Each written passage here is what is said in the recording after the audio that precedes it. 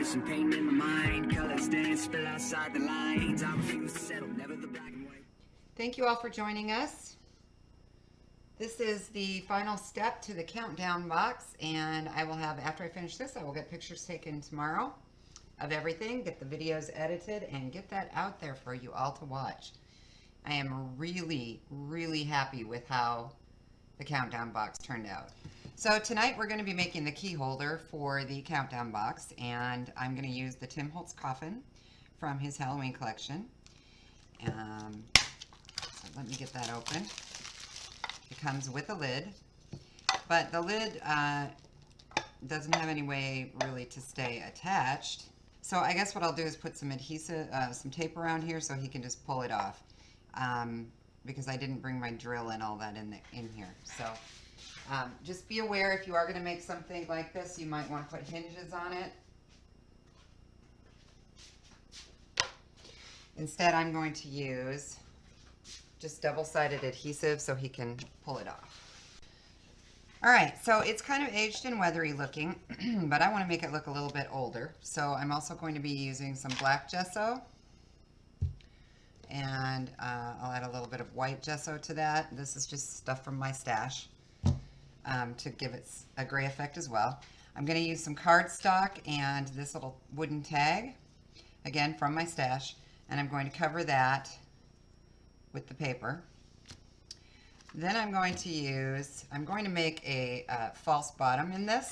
So I needed a piece of paper and I needed some construction strips to put on the inside here. So I've got 2 construction strips, and I'll give you the measurements as we go along. And then I've got 2 packages of the bones.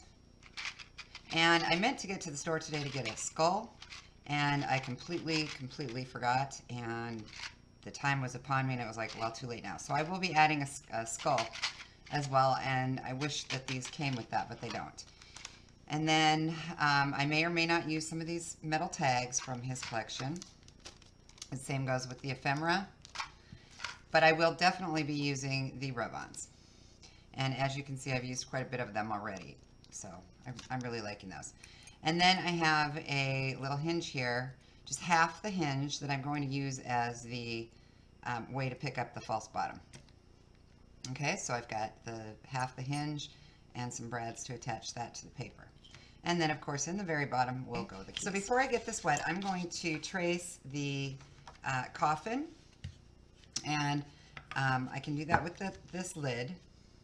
I'm going to trace it on the paper. I'm going to turn this over so that I'm using, which side do I want to use? Yeah, I want to use so it looks like kind of the newspapery side. So I'm going to trace it on this side.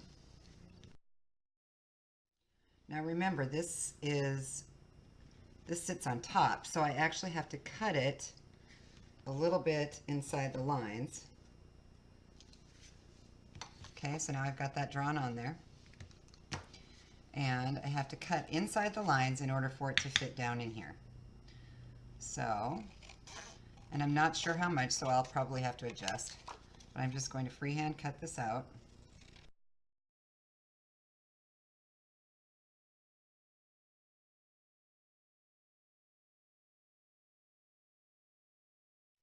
All right, so I'm going to set that off to the side.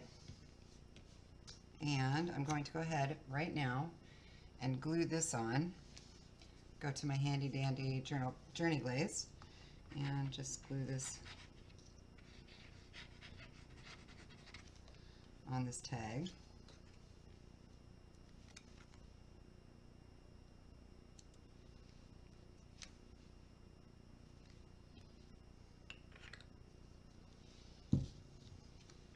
So that can start drying. Okay, so I'm going to set that aside now too. Okay, so I'm just going to take a little bit of black gesso. I'm just going to put a dab on here, because I don't want to do this too much. I just want it to look aged. And then I'm going to put a dab of white over here. Oops, way too much. But that's all right. Okay, so I'm going to start with the black, and I want to dry brush this on. So I'm just kind of wiping it off my brush. I'm just going to go in and dry brush it randomly. Now, like I said, it's already pretty aged looking, so I'm just trying to, to get that rotted wood kind of look.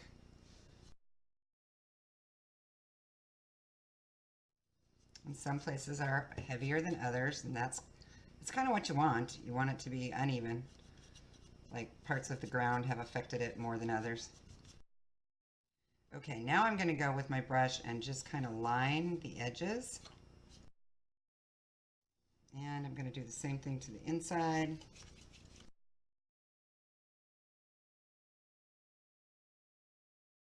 Now I am going to actually go along the edge here and paint this black, so I may need some more black paint.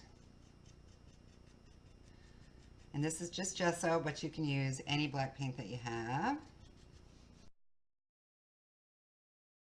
And I'm trying not to go too heavy because I don't want it to run down the sides where I've done my dry brush work. Okay, so I've got that edge completely covered, and you can see it looks like rotting, old dirty wood on the outside and on the inside. Okay, so I have to repeat that process with my cover. And I'm not worried about letting it dry really because I'm flipping it over because it will just take some of it off anyway. And that's kind of my goal, is to make it, not solid. All right, that looks pretty good. Looks like it's old, rotty wood. All right, so the next thing I want to do now is add a little white in to the black so I can get a gray. And I want it kind of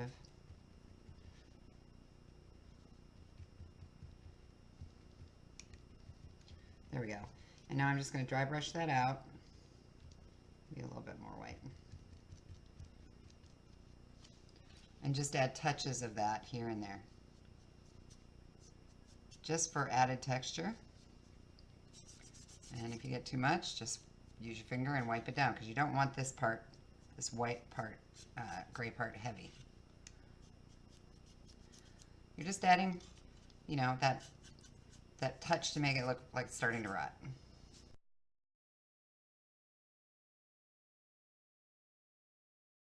Added my gray, and you can just barely see those touches of gray on that as compared to this.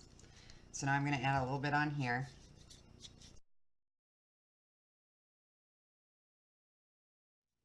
All right, and those are done. Like I said, I want to make this a false bottom. So I have to make construction strip. I had to make construction strips to put on either end so it would hold it up. I made these 1 inch wide, and this one I made, let's see, 2 3/4 inches long, and this one I made 2 1/4 inches long, okay? And I'm going to score, so we're going to go the long way, and I'm going to score it at a 1/2 inch on either side. So that would be 1/2 inch here.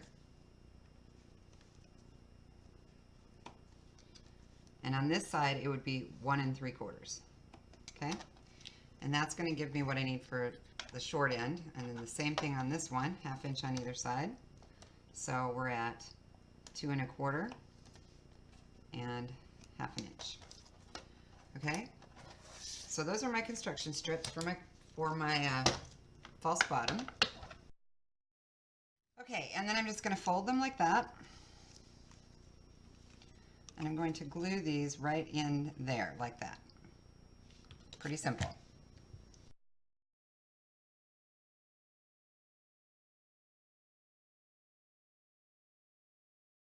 Now my paper, when I put it in, can sit right on top of that.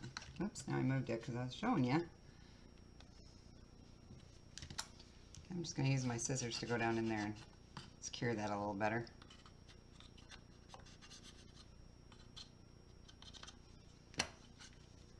Okay, and I'm going to do the same thing on the other end.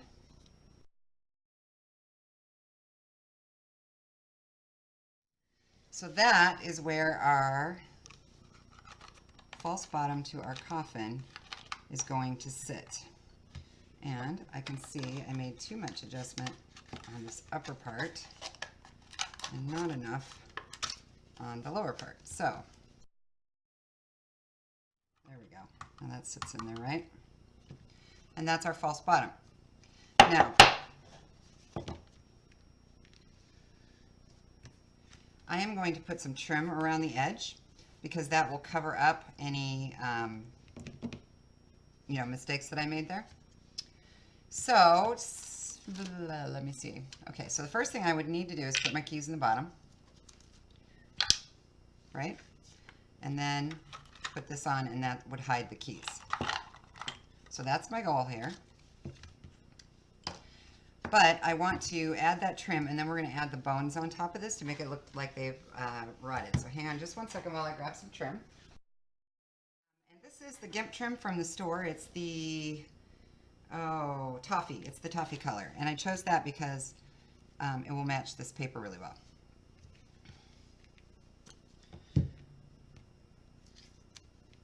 Okay, so I'm going to start at the top because that's where my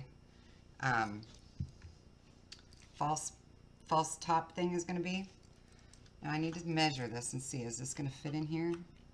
Yes, it's going to fit just perfect right at the top. Okay, so I'm going to start the trim up at the top so this can cover it, cover my end. Now, when you're using your GIMP trim, if you glue and let it dry before you move on to, actually I'm going to start on the side here and just skip the very top. Okay, so what I was saying is if you glue it before you cut it, then it won't ever fray on you. I'm going to switch glues. I'm going to use my Fabri-Tac, which we also have in the store, only because it holds a lot faster. So I'm going to go back in here. I'm just going to put it around the edge. Start there. And then I'm going to come around on this side. And I just have to bend it a little bit. So you can see I'm starting to get the shape of the coffin with a little bit of a hangover. And that will cover up any mistakes. And if it's too much, it will go up the side of the coffin without any problem.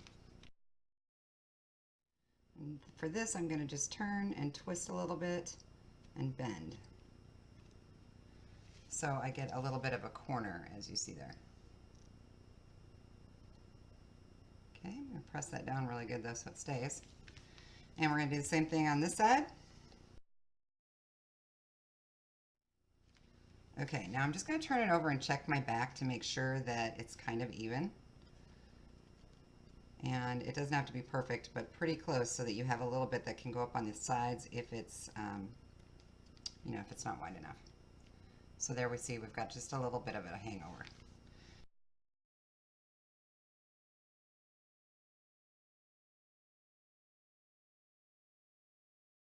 And I'm going to switch back to my other glue again because it dries faster, and put a little glue on there so I can cut this off. Now, I'm going to show you, as I'm doing this, I'm putting it across a little further than I want so that when I cut, that end stays secure too. Okay, so now I need to let that dry. So I'm going to set that off to the side and let it dry, and then we'll cut through it. But by doing that, you lose less than if you let it fray. Okay, so let's work on the tag again. So this is dried on here, and I'm just going to cut around it. And I chose this particular wooden tag. Like I said, this was just in my stash, and I had different shapes of them. But I chose this one because it kind of reminded me a little bit of a tombstone. Okay, so I've got that cut around there, and I just realized I forgot my sand-it, so give me just a second. Sand-its, and this is the medium fine one. I'm just going to grab one out. And I can go around the edges now and smooth out that paper where it didn't cut just perfect, and give me a nice edge and finish on the tag here.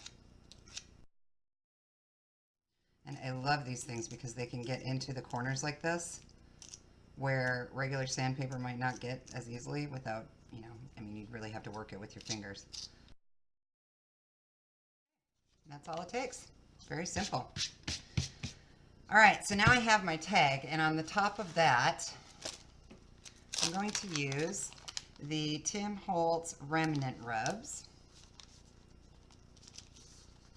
And I'm going to use this big skull right here. Now I've already used the first, on the first page, I already used that on the countdown box.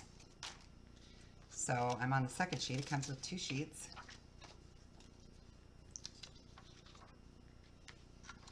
And I'm going to put this, let's see, do I want them on the top? Yeah, I think I want them on the top, because I'm going to try and put the numbers, if they'll fit, on the bottom. So you just center it on where you want it, and then start rubbing. Now, I will warn you, be careful of the words and the things around it, because they stick really easy if you happen to touch them. So, but you want to make sure you have good adhesion, so go, you know, around your thing that you're using, whichever pattern, a couple of times. And just rub it with the flat side of the stick. And it's just a popsicle stick, and it comes with it, so if you ever lose it, you can use your bone folder or a popsicle stick from your stash.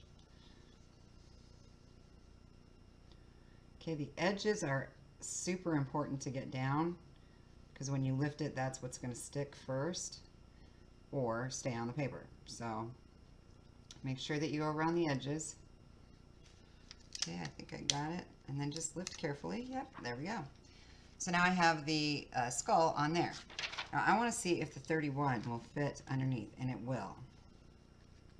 So, because this box is for the 31st day, I'm going to go ahead and add that 31 right there. So that's the top of our coffin. Now, I debated several times about whether I wanted to put paper on this, and I decided not to, which is why I went with this, because I wanted it to be pretty simple. So I'm going to lay this on the top there. And I'm just going to glue that down.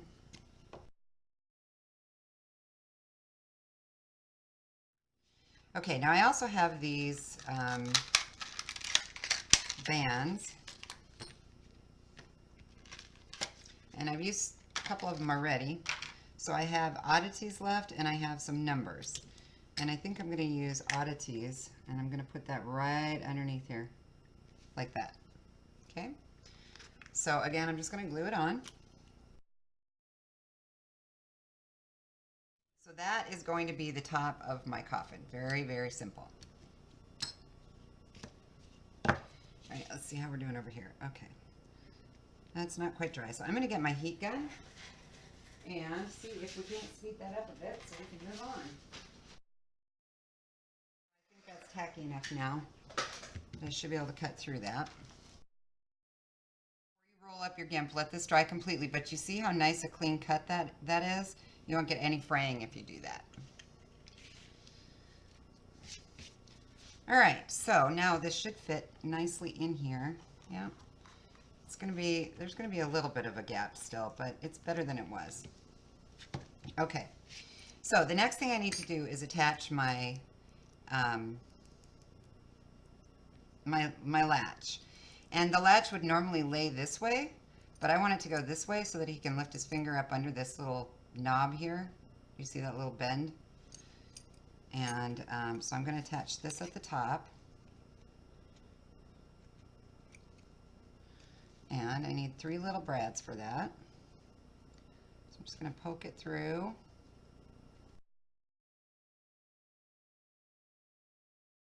Okay, now this one's a little bit tougher because of that glue, so I may have to use an awl to poke that hole. So there's another one up under here,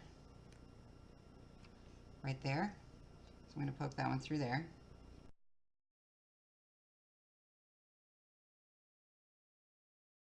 And because I'm using an awl, I'm going to go ahead and use my cutting mat so that I don't poke a hole in my table or my mat. So I've got poked it through the trim, and now I should be able to get that, get that down in there easily. Went right in, and I can bend that and close it up. Okay, and that's all there is to that. So now it's attached. Now you could glue it if you wanted to. The other option that you have is to turn it over and put paper on to cover these brad ends. Okay, so now that that's on, I want to put some bones in here, and I'm going to ask your opinion, because I debated about putting the bones on top here, just randomly, you know, throwing them on, and then putting the skeleton head here. And I may still do that. And then I have a second set, because I originally debated about putting the keys down in here and filling the bones in there. But I'm thinking I like this idea better, so I think that's what I'm going to stick with. So I've got too many here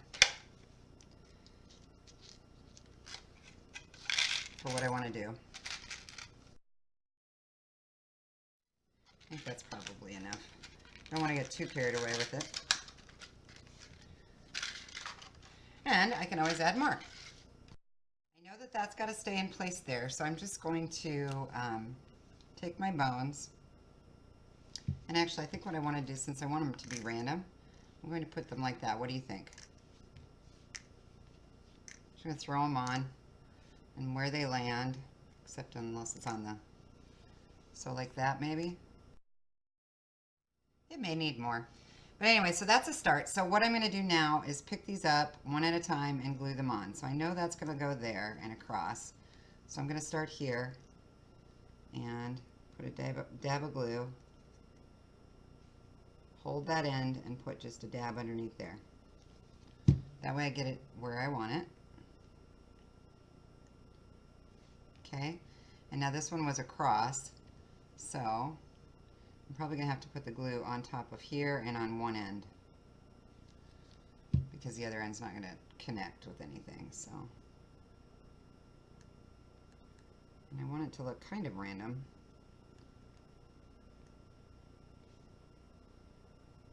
I'm going to hold that for a second. And then this one was kind of randomly laying across here. I'm going to do the same thing, just a little in the middle and on the end.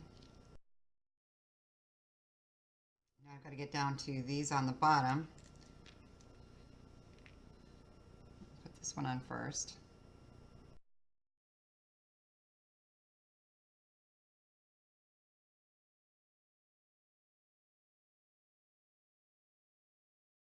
I do actually think it needs a couple more, so I'm going to get some more out. I'm going to get the rest. I just didn't want to overpower it either.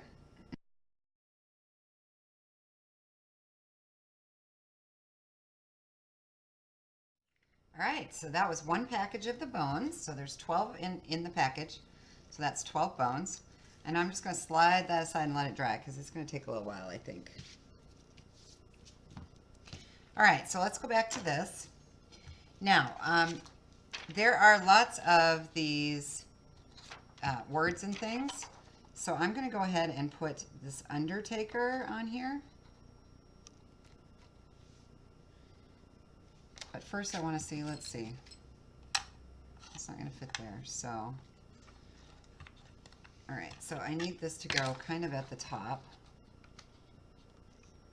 And I want it kind of centered, so I have to eyeball it. And it's black, so it's not going to be like super noticeable, but it will be enough. And I'm not sure, because this wood is textured, I'm not sure how it's going to stick. So this is kind of an experiment. So let's give this a try and see what happens. Okay, so now you can see it says Undertaker on the side. And I'm going to go ahead and glue one of these numbers. I'll have to use this. First one starts with a 1, so I'm going to go ahead and use that one.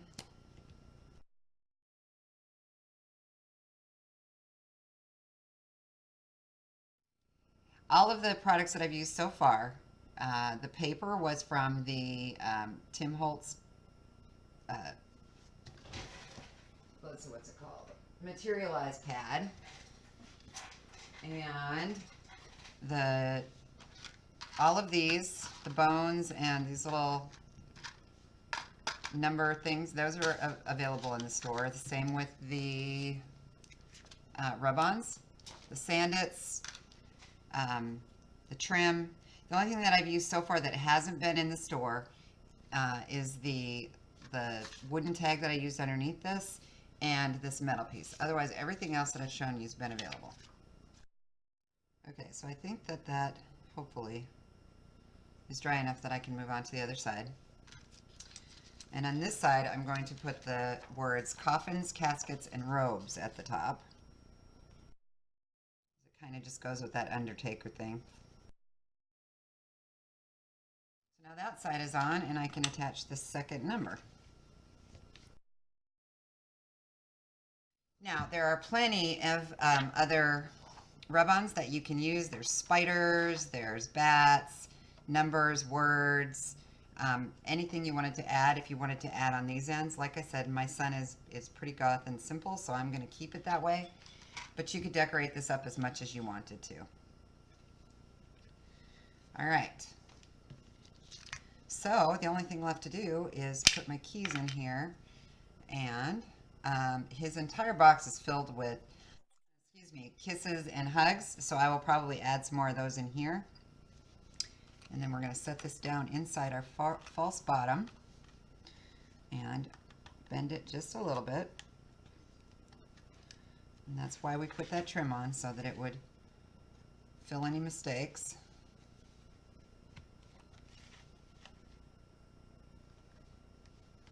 Okay, and there we go. Then all he has to do is pull this, lift up, and it comes right out, and his keys are out and down underneath. And that is the final step in our countdown box. So I have to put, I'm going to put adhesive around here before I send it, so that I'm just going to use double-sided tape, so it'll be easy to pull on and off. And that will be what I mail his keys in. So he'll just get this a couple days before his birthday, and it will go with the box. But I wanted to go ahead and share the box with you. And I don't know, I'm zoomed out as far as I can go. So, all right. So what I ended up doing is on each box I put 2 of the charms, and you can see inside there, hopefully, lift that up a little bit, there is a hug and a kiss. Okay. So that sits down against there, which prevents the door from falling in. And then this has a magnet on the back, and it just goes down there and holds it shut. So there's 30 days. And let me see. I'm trying to think. Okay, so I didn't want every single number on here, which is why it's randomly done like this. So some of them, let me see if I can figure this out. Nope, not that one. Yeah, so this one you can see down in there, I've put a number inside instead. So I just played around, and then on let me see if I can find one.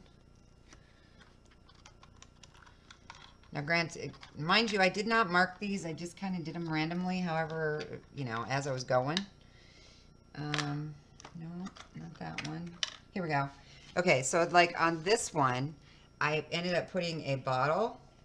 And in here I wrote dragon scales on it with a, oh, what do you call those brother things that, you know, the labelers. And inside I filled it with a glue and colored spray. And I used some of the new hardware sequins to make it look like the dragon scales in there. And let that dry, and then I corked it and stuck it in here. So there's a couple of those. I've got one that has baking soda in it, and it says something about, let's see, is this the one? Nope. I don't know. Anyway, I just named them different things, like, you know, ground tree root and dragon scales, and just, you know, scary type things. And then, so you got 30 days, and then let me slide this forward. On the bottom here, we have the actual box for day 31. And as you can see, I used some of the ephemera and different pieces on here, and each of the locks has the little 31 attached to it. And sprayed it with the the Color Bloom sprays Pearl White and the Pink Crocus. Yeah. So those are the two colors I used on it. So let's get that key. Where did I put that? Oh, there it is in the coffin, of course. And I can show you the inside. Oh, now that I look at it, I didn't lock it specifically for this purpose. I thought ahead for once. Okay, and I used that same gimp trim, the toffee, around the edge here. And these are my hinges, so they just pop up. And then inside here, I've put his bottle of Jaeger, which I see now is upside down, but anyway. Let me pull that out. And I added some of the ephemera on the bottom and some of the hugs and kisses inside there as well.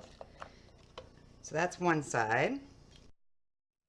Okay, and so that just lays really nice and tight and snug inside there because I measured it perfectly. And then on this side, I put the skeleton in the bottom from the ephemera and his shot glass. And that just fits perfectly inside there. And we close it up. And that's his box. So this will be locked. And he'll get this. So he'll be able to open all of these doors. And then a couple of days before his birthday, I will stick the coffin in the mail so that he can open this.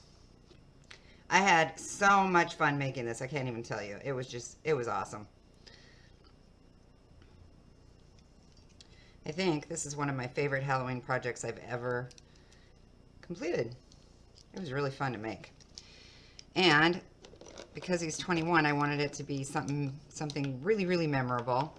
I'm going to go ahead and... Oh, no, I'm not, because I got to get pictures. So, yep, had a lot of fun. I used some of the stick-ons, or rub-ons, I mean.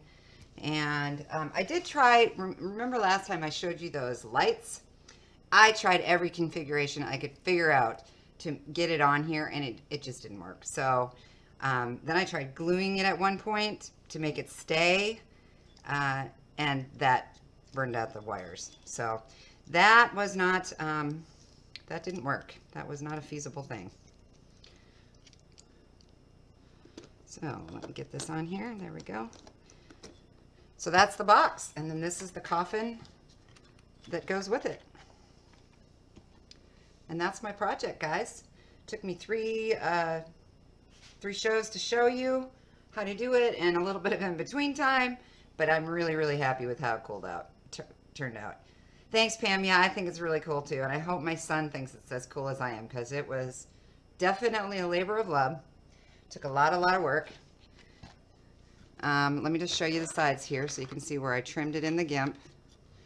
And on the bottom, I added the papers. And then I added some little corners on the back. I did not add that on the front.